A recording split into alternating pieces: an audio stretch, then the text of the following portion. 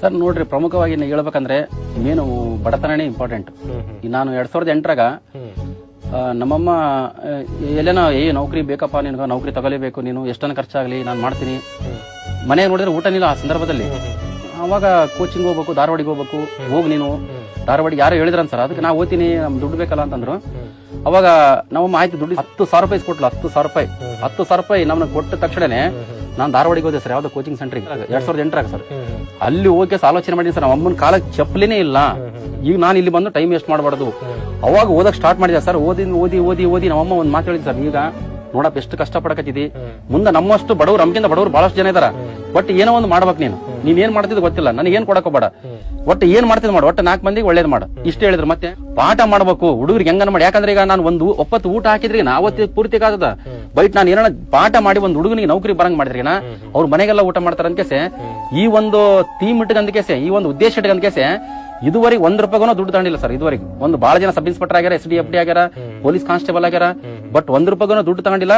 ಈಗಲೂ ಪಾಠ ಮಾಡ್ತಾ ಇದ್ದೀನಿ. ಬೇರೆ ಪಾಠ ಟೀಚಿಂಗ್ ಮಾಡೋದು ತುಂಬಾನೇ ಇಷ್ಟ. ನೌಕರಿಗಿಂತ ಟೀಚಿಂಗ್ ಅದು ಇಂಪಾರ್ಟೆಂಟ್. Teaching very important. ನಾವು ಯಾರು ನೈಟ್ 1 ಗಂಟೆ ಕರೆದ್ರೆ ಒಂದು 20 ಜನ ಇದು ಅಂದ್ರೆ ಪಾಠ ಮಾಡಕ್ ಹೋಗ್ಬಿಡ್ತೀನಿ. ಅಷ್ಟು ಡ್ರೀಮ್ ಏನಂತಂದ್ರೆ ನಾನು 5,000 ಜನ ವಿದ್ಯಾರ್ಥಿಗಳಿಗೆ ಆಫ್ಲೈನ್ ಕ್ಲಾಸ್ ಮಾಡ್ಬೇಕು. 5,000 ಜನ ಸ್ಟೂಡೆಂಟ್ಗಳಿಗೆ ವಿತ್ ವಸತಿ ನಾನು ಮುಂದೆ ಅದು ಸಿಂಧನೂರಿನಲ್ಲೇ ಮಾಡ್ಬೇಕು. ವಿತ್ ವಸತಿ 5,000 ಜನ ಸ್ಟೂಡೆಂಟ್ಗಳಿಗೆ ವಿತ್ ವಸತಿ ವಿತ್ PG ಎಲ್ಲ ಫ್ರೀ, ಎಲ್ಲ ಉಚಿತ. 5,000 ಜನ ಇಡೀ ಕರ್ನಾಟಕದಲ್ಲಿರುವಂತ 31 ಜಿಲ್ಲೆಯಿಂದ ಹುಡುಗರು ಬರಬೇಕು. Police constable, sub inspector, SDFDA, KS ಗೆ ಅದೆಷ್ಟೇ ದುಡ್ಡು ಖರ್ಚಾಗಲಿ ಹುಡುಗರಿಗೆ ಉಚಿತವಾಗಿ ನನ್ನ ಉಸಿರಿರುವವರೆಗೆ ಪಾಠ ಮಾಡಬೇಕಂದ್ರೆ ನನ್ನ ಉದ್ದೇಶ ಸರ್. ಇದ್ರದ್ದು ಮುಖ್ಯ ಉದ್ದೇಶ ಏನಪ್ಪಾ ಅಂತಂದ್ರೆ ನಾನು ಸತ್ತ ಮೇಲೆ ಬಹಳಷ್ಟು ಜನ ಬರ್ಬೇಕು ನನ್ನ ಒಂದು ಮಣ್ಣಿಗೆ. ಅದೇ ಬಿಟ್ಟು ದುಡ್ಡು ಗಿಡ್ಡು ಏನ್ ಇಂಪಾರ್ಟೆಂಟ್ ಅಲ್ಲ. ನಾನುಗಿನ ಬೈ ಚಾನ್ಸ್ ಮುಂದೆ ಸತ್ ಮೇಲೆ ತುಂಬಾ ಜನ ಸ್ಮಶಾನದಲ್ಲಿ ಜಾಗ ಕಾಲಿಡಕ್ ಜಾಗ ಇರ್ಬಿಡ ಸ್ಟೂಡೆಂಟ್ಗಳು ಇರ್ಬೇಕು.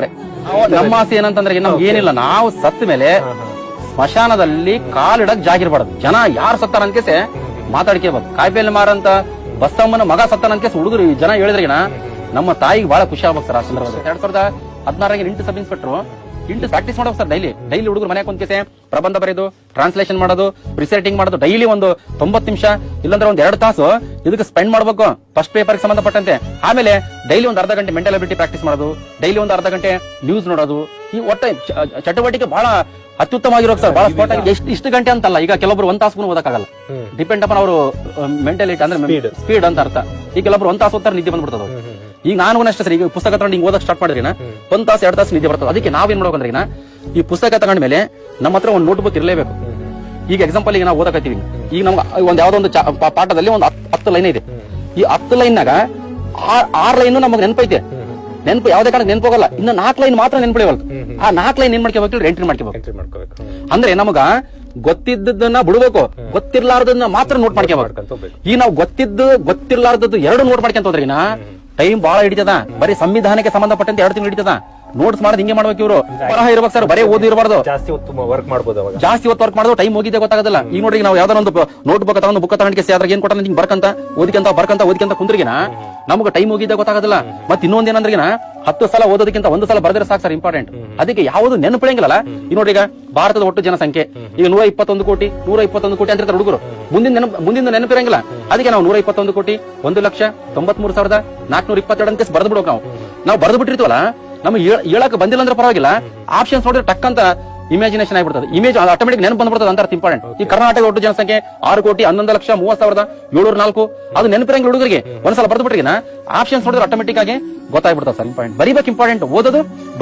ಓದೋದು ಬರೆಯೋದು ಮಾಡವಲ್ವೇ ಸುಮ್ಮನೆ ಮಲಗಿರ್ಬೇಕು, ಇಂಪಾರ್ಟೆಂಟ್. ಮತ್ತೆ ಎದ್ದ ತಕ್ಷಣ ಮತ್ತೆ ಓದೋ ಸ್ಟಾರ್ಟ್ ಮಾಡೋಕೆ ಇಂಪಾರ್ಟೆಂಟ್. ಇವ್ರು ಏನ್ ಮಾಡ್ಬಿಡ್ತಾರೆ ಅಂದ್ರೆ ಮಲ್ಕಾಬಂದ್ರೆ ಮಲಗೇ ಬಿಡ್ತಾರೆ. ಇಂಪಾರ್ಟೆಂಟ್. ಬೆಳಿಗ್ಗೆ 4 ಗಂಟೆಗೆ ಎದ್ದೇಳ್ಬೇಕು, 5 ಗಂಟೆಗೆ ಎದ್ದೇಳ್ಬೇಕು. ಎದ್ದೇಳ್ತಾರೆ ಹುಡುಗರು. ಎದ್ದಕ್ಕೆ ಏನ್ ಮಾಡ್ತಾರೆ ಅಂತಂದ್ರೆ ಅದು ಕೌದಿ ಅಂತ ನಮ್ ಕಡೆ ಕೌದಿ ತುಂಬಾ 1 ಗಂಟೆಗೆ ಕುಂತಿರ್ತಾರೆ ಓದ್ಕೊಂಡು. ಇದು ಓದಂತ ರೀತಿನ ಎದ್ದಕ್ಕೆ ಸಲ್ಲು ಪಲ್ಲು ಎಲ್ಲ ಕರೆಕ್ಟಾಗಿ ಉಜ್ಜಿಗೆ ಫುಲ್ ಫ್ರೆಶ್ ಅಪ್ ಹಾಕಿಸೆ ಚಾಪೆ ಮೇಲೆ ಕುಂತು ಓದ್ಬೇಕು. ಮಸ್ತ್ ಅದು ಓದೋದು ಸ್ಕಿಲ್. ಇವ್ರು ಮಸ್ತ್ ಗಾದಿ ಮೇಲೆ ದೊಡ್ಡದು ಒಂಥರ ಕಾಟ್ ಇರ್ತದೆ ಸರ್, ಕಾಟ್ ಇರ್ತದೆ, ಕಾಲ್ ಹಿಂಗ್ ಮಾಡಿರ್ತಾರೆ. ಈ ಕೆಲವೊಬ್ರು ಉಲ್ಟಾ ಮಕ್ಕಳಿಗೆ ಕಾಲ್ ಹಿಂಗ್ ಅಳಾಡ್ಸಿ ಹಿಂಗ್ ನೋಡ್ತಿರ್ತಾರೆ. ಇನ್ನು ನಿದ್ದೆ ಬಂದೇ ಬಿಡ್ತದೆ. ಅಲ್ಲಿ ಉಜ್ಜಿ ಮುಖ ಈಗ ತಗೊಂಡ್ ಕೆಸೆ ನೀರು ಪಾರ ಕುಡಿದ ಕೆಸೆ ಆ ಟೈಮಿಗೆ ನಾವು ಓದ್ಕೊಂಡ ಕುಂದ್ರಿಗಿನ ನಮ್ ಗುರುಗಳು ಹೇಳ್ತಿರ್ತಾರೆ, ಈಗ ಯಾರು ಎದ್ದು ಓದ್ತಾರಂದ್ರೆ ಮುಂದೆ ಆರಾಮ್ ಮಕ್ಕಂತಾರ. ಈಗ ಯಾರು ಆರಾಮ್ ಮಲ್ಕಂತಾರ ಅಂದ್ರಿಗಿನ ಮುಂದೆ ಜಂತಿ ಅಣಿಸ್ಬೇಕಾಗ್ತದ ಅಂತ ಹೇಳಿದ್ರೆ ಜಂತಿ ಅಂದ್ರೆ ಒಂಥರ ಕಟ್ಟಿಗೆ ಮುಂದೆ ಬಹಳ ಕಷ್ಟ ಪಡ್ಬೇಕಾಗ್ತದೆ ಸರ್. ಈಗ ಇದು 545 402 ಇದುವರೆಗೆ ಇತಿಹಾಸದಲ್ಲಿ ಇಲ್ಲ, ಯಾವತ್ತೂ ಇಲ್ಲ. ಇಷ್ಟು ಪೋಸ್ಟ್ ಸಬ್ ಇನ್ಸ್ಪೆಕ್ಟರ್ ಕರೆದದ್ದು ಇತಿಹಾಸದಲ್ಲಿ ಇದ್ರನ್ನ ಏನಾದ್ರು ಮಿಸ್ ಮಾಡ್ಕೊಂಡ್ರೆ ಇವರಷ್ಟು ದುರಾದೃಷ್ಟವಂತರು ಹುಡುಕಿದ್ರಿಗೂ ಸಿಗೋದಲ್ಲ ಅಂತ ಇಂಪಾರ್ಟೆಂಟ್. ಮತ್ತೆ ಎಕ್ಸಾಮ್ ಮಾತ್ರ ಬಹಳ ಸುಲಭ ಇದಾವ. ಪರ್ಫೆಕ್ಟ್ ಆಗಿ ಏನ್ ಮಾಡ್ಕೋಬೇಕ್ರಿ, ಅಪ್ಡೇಟ್ ಮಾಡ್ಕೋಬೇಕು. Update important. ಯಾವುದೇ ಈಗ ನಾನು ಓದೋ ಟೈಮಿಗೆ ನನಗೆ ಇನ್ನೊಬ್ಬರು ಒಂದೇ ಅದು ಓದ್ಬಾಡಲಿ, ಈ ಬುಕ್ ಓದು, ಇಲ್ಲಾಂದ್ರೆ ಅದು ಓದ್ಬೇಡ ಇದು ಓದು ಹೇಳೋರು ಜಾಸ್ತಿ ಇರ್ತಾರ, ಬೋಧನೆ ಮಾಡೋರು ಜಾಸ್ತಿ ಇರ್ತಾರ. ಬಟ್ ಅವ್ರನ್ನ ಎಲ್ಲರ ಬಗ್ಗೆ ಕೇಳ್ಕೋಬೇಕು, ಯಾವ್ದು ಸ್ವೀಕಾರ ಮಾಡ್ಬೇಕು, ಯಾವ್ದು ಸ್ವೀಕಾರ ಮಾಡಬಾರ್ದು, ಅದ್ರ ತಕ್ಕಂತೆ ಏನ್ ಮಾಡ್ಕೊಳ್ರಿ, ಸ್ಟಡಿ ಮಾಡ್ಬೇಕು. ಒಂದು ಗೊತ್ತಿರಲಿ, ನಾವು ಸಬ್ ಇನ್ಸ್ಪೆಕ್ಟರ್ ಆಗ್ಬೇಕಂದ್ರೆ ಸೈನ್ಸ್ ಮತ್ತೆ ಮೆಂಟಲ್ ಎಬಿಲಿಟಿ ಅತ್ಯಂತ ಪ್ರಮುಖ. ಸೈನ್ಸ್ ಮತ್ತೆ ಮೆಂಟಲ್ ಎಬಿಲಿಟಿ ಯಾರೇ ಆಗಲಿ ಬುಕ್ ಹುಡುಗರು 90% ಹುಡುಗರು ಬರೇ ಇತಿಹಾಸ, ಇಲ್ಲಾಂದ್ರೆ ಸಂವಿಧಾನ, ಇಲ್ಲಾಂದ್ರೆ ಎಕನಾಮಿಕ್ಸ್, ಇಲ್ಲಾಂದ್ರೆ ಯಾವ್ದೋ ಜಿಯೋಗ್ರಫಿ, ಇವು 4 ಸಬ್ಜೆಕ್ಟ್. ಇನ್ನು 6 ಸಬ್ಜೆಕ್ಟ್ ಇದಾವ. ನೀತಿ ಶಿಕ್ಷಣ, ಕಂಪ್ಯೂಟರ್ ಬಗ್ಗೆ, ಪೊಲೀಸ್ ಇಲಾಖೆ ಬಗ್ಗೆ. ಪ್ರಮುಖವಾಗಿ ಸೈನ್ಸ್ ಬಹಳ ಇಂಪಾರ್ಟೆಂಟ್. ಸೈನ್ಸ್ ಇಲ್ಲಾಂದ್ರೆ ಮೆಂಟಲ್ ಎಬಿಲಿಟಿ ಬಹಳ ಇಂಪಾರ್ಟೆಂಟ್. ಇವೆಲ್ಲ ಪರ್ಫೆಕ್ಟ್ ಆಗಿರ್ಬೇಕು ಸರ್. ಕ್ವಶನ್ ಪೇಪರ್ಸ್ಗಳು, ಕೆಲವೊಂದು ಕ್ವಶನ್ ಪೇಪರ್ ಉತ್ತರಗಳು ರಾಂಗ್ ಇರ್ತಾವ. ಈಗ ನೋಡ್ರಿ ಎಕ್ಸಾಂಪಲ್, ಈಗ ಮೂಲಭೂತ ಹಕ್ಕುಗಳನ್ನು ಈ ಕೆಳಕಂಡ ಯಾವ ತುರ್ತು ಪರಿಸ್ಥಿತಿಯಲ್ಲಿ ರದ್ದುಪಡಿಸಬಹುದು ಅಂತ ಕ್ವಶನ್ ಬಂದಿದೆ ಸರ್. ಅಲ್ಲಿ ನಾನು ಕ್ವಶನ್ ಪೇಪರ್ ಯಾವ್ದೋ ಒಂದು ಬುಕ್ಲೆಟ್ ನೋಡಿದಾಗ ಅಲ್ಲಿ ಆಪ್ಷನ್ಸ್ ಏನಿದ್ದು, ರಾಷ್ಟ್ರೀಯ ತುರ್ತು ಪರಿಸ್ಥಿತಿ, ರಾಜ್ಯ ತುರ್ತು ಪರಿಸ್ಥಿತಿ, ಹಣಕಾಸಿನ ತುರ್ತು ಪರಿಸ್ಥಿತಿ, 4 ಆಪ್ಷನ್ಸ್ ಬೇರೆ ಎಲ್ಲ ಅಂತ ಕೊಟ್ಟಿದ್ದ. ಆದ್ರೆ ಮೂಲಭೂತ ಹಕ್ಕುಗಳನ್ನು ರಾಷ್ಟ್ರೀಯ ತುರ್ತು ಪರಿಸ್ಥಿತಿಯಲ್ಲಿ ಮಾತ್ರ ರದ್ದುಪಡಿಸ್ತಾರ. ರಾಜ್ಯ ತುರ್ತು ಪರಿಸ್ಥಿತಿ, ಹಣಕಾಸಿನ ತುರ್ತು ಪರಿಸ್ಥಿತಿ ಅಲ್ಲ, ಅಲ್ಲಿ ಮೀರಿನ ಎಲ್ಲ ಅಂತ ಕೊಟ್ಟಿದ್ದ. ಇಂಥವ್ರ ನಾವು ಐಡೆಂಟಿಫೈ ಮಾಡ್ಕೇಸಿ ಅದಕ್ಕೆ ಸರಿಯಾದ ಉತ್ತರವನ್ನು ನಾವು ತಿಳ್ಕೋಬೇಕು. ಈಗ ನೋಡ್ರಿ ಸರ್, ಮಲಗಿರುವ ಬುದ್ಧನ ಪರ್ವತಗಳು ಯಾವ್ದೋ ಒಂದು ಬುಕ್ಲೆಟ್ನಾಗ ಶಿವಮೊಗ್ಗ ಅಂತ ಕೊಟ್ಟನ. ಅದು ನಮಗೆ 2014 ಕೇಳಿದ್ದ. ಅದು ನೋಡಿದ್ರೆ ಯಾದಗಿರಿ ಆಗದವ. ಇಂಪಾರ್ಟೆಂಟ್ ಅಂದ್ರೆ ಒಂದು ಪುಸ್ತಕದಲ್ಲಿ ಯಾವ ಮಿಸ್ಟೇಕ್ ಆಗಿರ್ತಾವ, ಪ್ರಿಂಟ್ ಮಿಸ್ಟೇಕ್ ಆಗಿರ್ತಾವ, ಅವ್ರನ್ನ ನಾವು ಸರಿಪಡಿಸಬೇಕು. ಇಂಪಾರ್ಟೆಂಟ್ ಸರಿಪಡಿಸ್ಕೊಂಡು ಅಪ್ಡೇಟ್ ಮಾಡ್ಕೊಂತ ಹೋದ್ರಿನ 100% 90+ ಮಾಡಬಹುದು. ಸೆಕೆಂಡ್ ಪೇಪರ್ ಇದು 40+ ಮಾಡಬಹುದು. ಎಕ್ಸಾಮ್ ನಾಗ ಏನ್ ಕೇಳ್ತಾನಲ್ಲ ಅಷ್ಟು ಮಾತ್ರ ಓದ್ಬೇಕು. ನಾವು ಯಾವುದೇ ಕಾರಣಕ್ಕೆ ಬೆಳಗಾರದಲ್ಲಿ ಓದಿದ್ರೆ ನಾವೇನು ಸಾಯಂಗಿಲ್ಲ. ನಾನು ಡೈಲಿ 1 ಗಂಟೆ 2 ಗಂಟೆ ತನಕ ನಾನು ಇದೇನೇ ಬರಲ್ಲ. ನಾನು ಏನೋ ಒಂದು ಮಾಡ್ಬೇಕು, ಏನೋ ಒಂದು ಕಲಿಸಬೇಕು, ಹೊಸ ಸಂಶೋಧನೆ ಮಾಡ್ಬೇಕು. ಎದ್ರಾಗ ನಮ್ಮ ಸಿಟಿ ಸಂವಿಧಾನ ಆಗಲಿ, ಇತಿಹಾಸ ಆಗಲಿ, ಎಕನಾಮಿಕ್ಸ್ ಆಗಲಿ, ಜಿಯೋಗ್ರಫಿ ಆಗಲಿ, ಸೈನ್ಸ್ ಆಗಲಿ, ಪ್ರಚಲಿತ ಘಟನೆ ಆಗಲಿ, ಏನನ್ನ ಮಾಡ್ಬೇಕಂತೇಸೆ ನಾನು ನಿದ್ದೇನೆ ಬರ್ತಾ ಇಲ್ಲ. ಹುಡುಗರು ನೋಡಿದ್ರೆ 8 ಗಂಟೆ ಮಕ್ಕಂತಾವ, 9 ಗಂಟೆಗೆ ಮಕ್ಕಂತಾವ. 9 ಗಂಟೆ ಮಕ್ಕಂಡು ಮುಂಜಾನೆ 7 ಗಂಟೆಗೆ ದೊಡ್ಡದು ಒಂಥರ ಹೈ ಲೆವೆಲ್. ಅವ್ರು ಮೈಸೂರು ಒಡೆಯವರು ಫ್ಯಾಮಿಲಿ ಇರಂಗಿಲ್ಲ, ಆ ಟೈಪ್ ಮಾಡ್ತಾರೆ. ಮನೆ ನೋಡಿದ್ರೆ ಬಹಳ ಕಷ್ಟ ಐತೆ. ಮನೆ ನೋಡಿದ್ರೆ ಒಂದು ಹನಿ ಹಾಲಿಲ್ಲ, ಒಂದು ಹನಿ ನೀರಿಲ್ಲ, ಒಂದು 5 ರೂಪಾಯಿ 10 ರೂಪಾಯಿ ಹಾಲು ತರ್ಬೇಕಂದ್ರೆ ಬಹಳ ಕಷ್ಟ ಐತೆ. ಗಾರೆ ಕೆಲಸ ಮಾಡ್ಕೊತಿರ್ತಾರ, ಕೂಲಿ ಕೆಲಸ ಮಾಡ್ತಾರ, ನಾರ ಹಚ್ಚಿದ ನಮ್ಮ ನಾರ ಅಂತ ಹೇಳ್ತಾರ. ನಾರು ಅದು ಭತ್ತ ಅದು ಆಚೆ ಕೂತಿರ್ತಾರ. ಮತ್ತೆ ಏನಂದ್ರೆ ಮೇಸನ್ ಕೆಲಸ ಮಾಡ್ತಾರ. ಅವ್ರ ಮನೆ ತಂದೆ ತಾಯಿಗಳು ಇಷ್ಟೆಲ್ಲ ಕಷ್ಟ ಮಾಡ್ತಾರ. ಇವ್ರು ವಾಟ್ಸ್ಆಪ್ ನಾಗ ಚಾಟ್ ಮಾಡ್ತಾರೆ. ಇನ್ನೊಬ್ಬರಿಗೆ ಬರ್ತ್ಡೇ ಮಾಡಕೋತಾರ ಸರ್. ಇನ್ನೊಬ್ರಿಗೆ ಯಾರಂದ್ರೆ ಅವ್ರ ಫ್ರೆಂಡ್ಸ್ ನಾಗ ಯಾರೋ ಒಬ್ಬರು ಲೇಡೀಸ್ ಇರ್ತಾರೆ. ಆ ಹುಡುಗಿನ ಬರ್ತ್ಡೇ 12 ಗಂಟೆಗೆ ಫೋನ್ ಮಾಡ್ತಾರೆ. ಯಾವತ್ತು ನಮ್ಮ ತಂದೆ ತಾಯಿ ಬರ್ತ್ಡೇಗೆ, ನಮ್ಮ ತಾಯಿಗಾಗಲಿ ವಿಶ್ ಹ್ಯಾಪಿ ಬರ್ತ್ಡೇ 12 ಗಂಟೆಗೆ ಮಾಡಿವ್ಯಾ? ಯಾವುದೇ ಕಾರಣಕ್ಕೆ ಮಾಡಿಲ್ಲ. 12 ಗಂಟೆಗೆ ಹುಡುಗಿ ಬರ್ತ್ಡೇ ಮಾಡ್ತೀವಿ ಹೊರತು ನಾವು ಪುಸ್ತಕದ ಬಗ್ಗೆ ಗಮನನೇ ಕೊಡೋದಲ್ಲ. ಅದಕ್ಕೆ ಇಂಪಾರ್ಟೆಂಟ್ ನಮ್ಮ ತಂದೆ ತಾಯಿಗಳೇ ಮುಖ್ಯವಾಗಿರ್ತಾರ. ನಮಗೆ ಏನೇ ರೋಗ ಬರ್ಲಿ ಫಸ್ಟ್ ಬರೋದು ನಮ್ಮ ತಂದೆ ತಾಯಿಗಳು ಹೊರತು ನಮ್ಮ ಫ್ರೆಂಡ್ಸ್ ಯಾರು ಬರೋದಿಲ್ಲ. ಅದನ್ನ ತಿಳ್ಕೊಂಡಿಕೆ ಪರ್ಫೆಕ್ಟ್ ಆಗಿ ಸ್ಟಡಿ ಮಾಡಬೇಕು.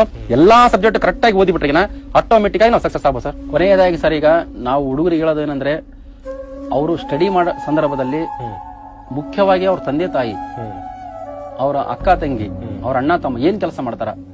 ಈಗ ನಾನು ಧಾರವಾಡಿಗೆ ಓದಕ್ ಬಂದಿರಂತಂದ್ರೆ ಎಷ್ಟು ಕಷ್ಟಪಟ್ಟು ಗಾರೆ ಕೆಲಸ ಮಾಡಿ, ಯಾವ್ದೋ ಒಂದು ಕೂಲಿ ಕೆಲಸ ಮಾಡಿ, ಅವ್ರ ತಾಯಿ ಆಗ್ಲಿ ತಂದೆ ಆಗ್ಲಿ ಒಂದೇ ಕೆಲಸ ದುಡ್ಡು ಕೊಟ್ಟು ಬೆಂಗಳೂರಿಗೆ ಕಳಿಸಿರ್ತಾರ, ಧಾರವಾಡಿ ಕಳಿಸಿರ್ತಾರ, ಫೋನ್ ಕೊಡಿಸಿರ್ತಾರ.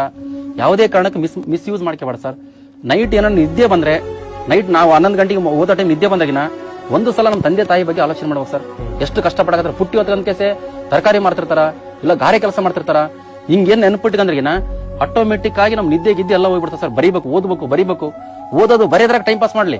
ಬರೀ ಯಾವ್ದೋ ಫಿಲ್ಮ್ ನೋಡೋದು, ಇನ್ನೊಬ್ಬರ ಬಗ್ಗೆ ಕೆಟ್ಟದಾಗಿ ಮಾತಾಡೋದು, ಇವು ಕೆಟ್ಟದಾಗಿ ಮಾತಾಡೋದ್ರಿಂದ ಏನ್ ಪ್ರಯೋಜನ ಇಲ್ಲ. ನಾನು ಎಷ್ಟೋ ನೋಡಿದೀನಿ, ಎಷ್ಟೋ ಜನ ಸತ್ರು. ವೈರಸ್ ಒಂದ್ ಕೇಸ್, ಕರೋನಾ ವೈರಸ್ ಒಂದ್ ಒಬ್ರು ಇಲ್ಲ. ಕೋಟ್ಯಾನ್ಗಟ್ಲೆ ದುಡ್ಡಿದೆ. ಅಲ್ಲಿ ಮಣ್ಣು ಮಾಡಕ್ ಒಬ್ರು ಬರ್ತಾ ಇಲ್ಲ, ಒಂದ್ 5 ಜನ ಅಷ್ಟೇ ಬರ್ತಾ ಇದಾರೆ. ನಾವು ಸತ್ತ ಮೇಲೆ ಯಾರು ಏನು ಒಯ್ಯಂಗಿಲ್ಲ. ಇರೋತನ 4 ಮಂದಿ ಒಳ್ಳೇದು ಮಾಡೋದು, ಮತ್ತೆ ತಂದೆ ತಾಯಿನ ಚೆನ್ನಾಗಿ ನೋಡ್ಕೊಳ್ಳೋದು, ಅವ್ರವ್ರ ಸ್ಟೂಡೆಂಟ್ಗಳು ಅವ್ರವ್ರ ತಂದೆ ತಾಯಿಗಳ ಬಗ್ಗೆ ಆಲೋಚನೆ ಮಾಡೋದು, ಈ ಟೈಪ್ ಮಾಡಿಬಿಟ್ರೆ